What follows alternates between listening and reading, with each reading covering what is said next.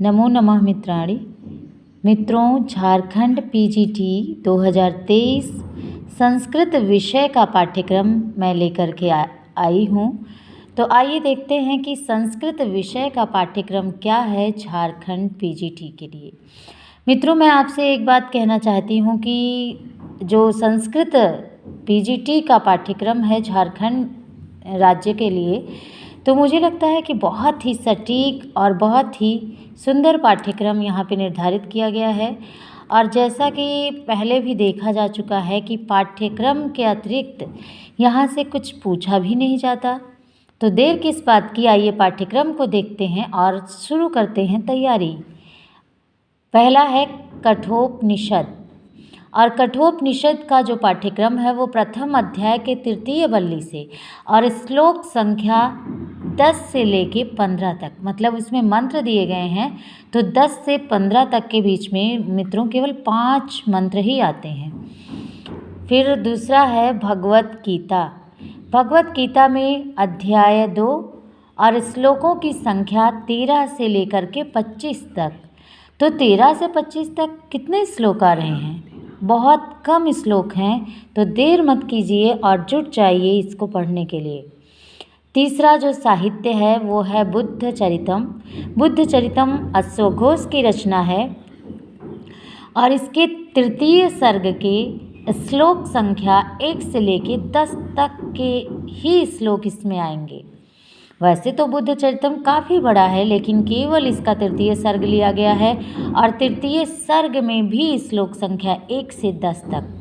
स्वप्न वासव दत्तम है चौथा साहित्य, इसका पृष्ठ भाग इसमें रखा गया है। पांचवा जो साहित्य है अभिज्ञान शाकुंतलम, नाट्य ग्रंथ है महर्षि कालिदास का और इसका चतुर्थ अंक रखा गया है सिलेबस में। और चतुर्थ अंक में आपको पता है कि 22 श्लोक हैं, तो 22 श्लोकों को हमें पढ़ना है। अगला जो साहित्य का विषय है, साहित्य में लिया गया है मेघदूतम। दोस्तों, ये भी कालिदास की रचना है।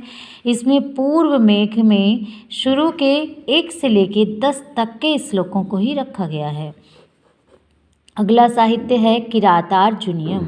ये भारवी की एकमात्र रचना है। इसमें प्रथम सर्ग को ही रखा गया है जिसमें मात्र 46 श्लोक हैं।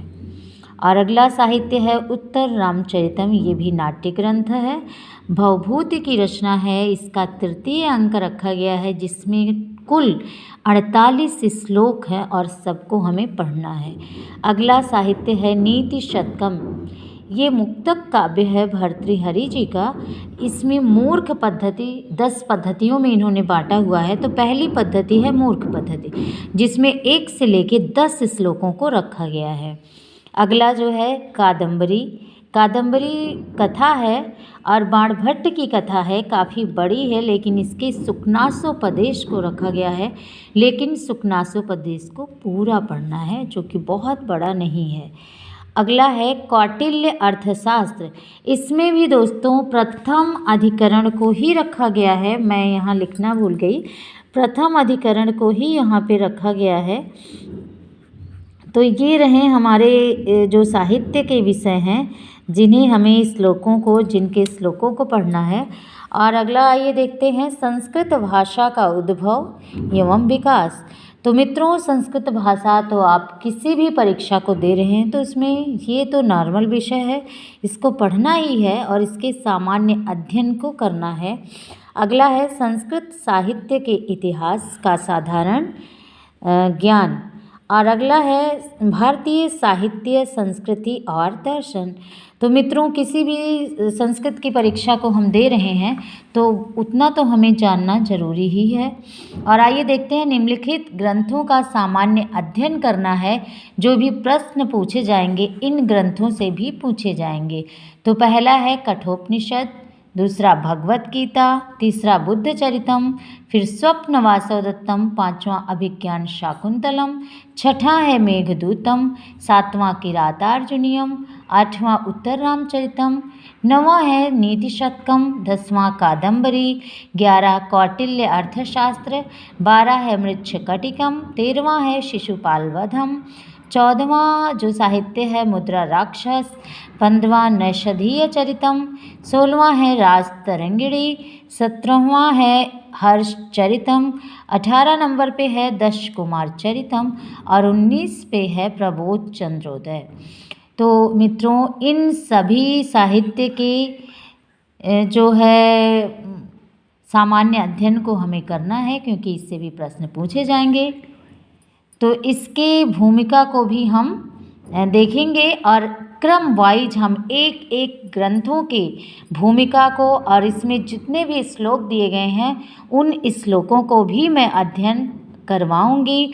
तो कृपया मेरे साथ बने रहिएगा। हमारे अगली वीडियो को देखने के लिए हम जरूर लेके आएंगे कठोपनिषद की सबसे पहले भूमिका, उसके बाद प्रथम अध्याय के तृतीय वल्ली के इन सभी श्लोकों को और कठोपनिषद पर आधारित कुछ प्रश्नों को, कुछ मतलब जितने भी प्रश्न संभव होंगे उन प्रश्नों को भी लेकर के हम जरूर आएंगे। धन्यवाद मित्रों, तब तक के लिए नमो नमः मित्रों।